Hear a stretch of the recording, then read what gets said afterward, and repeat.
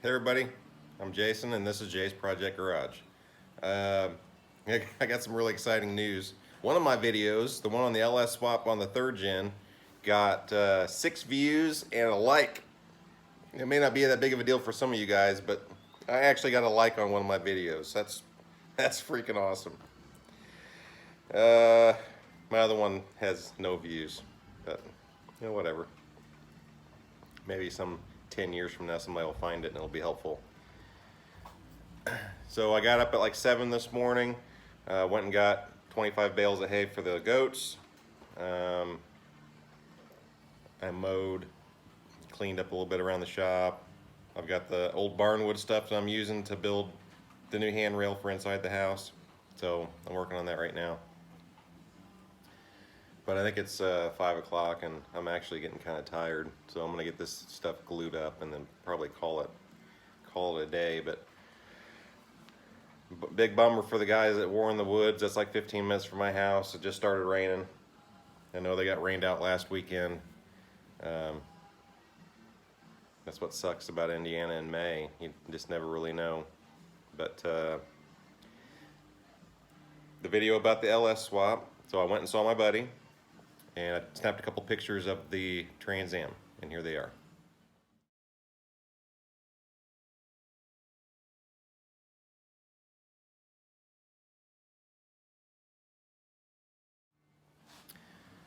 So talked to him. It's kind of a weird story, but so he gets in a fender bender in a parking lot on the right front, takes it to a fairly reputable shop in the town where they live. They did a shit job.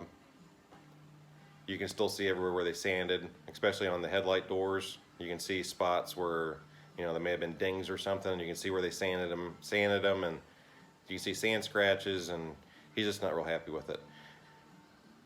So he gets the car back and he's over at a buddy's house like a week later, and they hear a crack and a crash noise, and he walks out and there's a big ass tree limb laying on his car.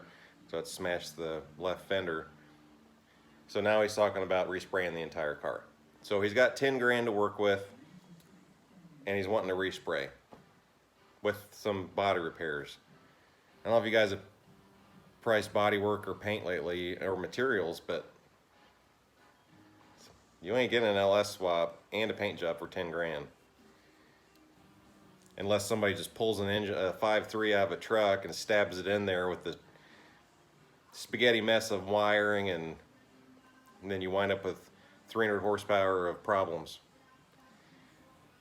I don't roll that way. All my stuff. The last car I sent to the dyno operator just kept raving about how clean the install was. That's what I'm known for. Like, it almost could have come from Ford that way, or it could have come from GM that way.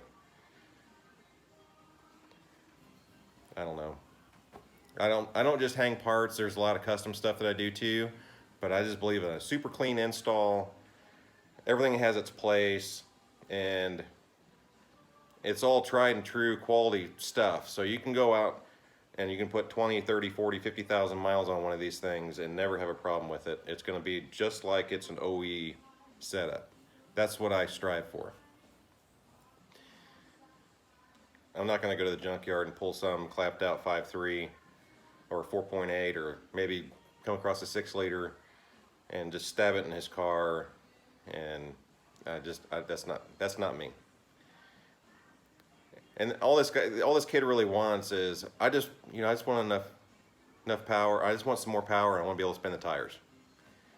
Come on, man. You could almost do that with the 305 that's in it.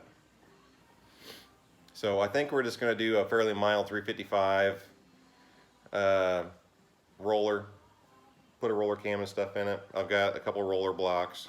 We'll just build them a roller motor, a little bit of camshaft in it so you can hear the exhaust, maybe a little bit of converter. Just keep the 700 R4 in it. You can't go nuts because it's still got the 7.5-inch rear end. But if you do an LS swap, especially if you want to keep air conditioning, you're either going to need to hack up the factory K member, or you're going to have to put an aftermarket one in there. You're going to have to get the BMR stuff to put the torque arm and everything in with something other than an F-body transmission. I mean, there's a lot. F-bodies are probably one of the harder cars to do an LS swap on to integrate everything. Uh, for what he wants, there's absolutely no point whatsoever. So we're sticking with a small block Chevy. Everybody knows the potential of those things. Doesn't take a whole lot of money to make one fast. We can still keep the thing fuel injected. He can keep his air conditioning. It'll be just like driving a stock car because it's basically all the same stuff that the car was born with.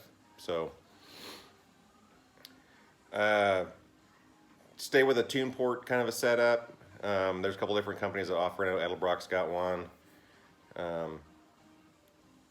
Or just do, you know, regular dual plane intake with a Holly Sniper or something, or Terminator or something on it, which would be overkill. But so yeah, I mean, let me know what you guys think. Give me some opinions on am I out to lunch? Am I an idiot for not LS swapping it? Am I stupid for sticking with the small block Chevy? I don't know. But I just want to do a quick video to make sure I put one out every week, even if nobody watches them. But I'm going to get back on my project. You guys get out in the shop and work on your projects. You have a great day, and I'll see you next week.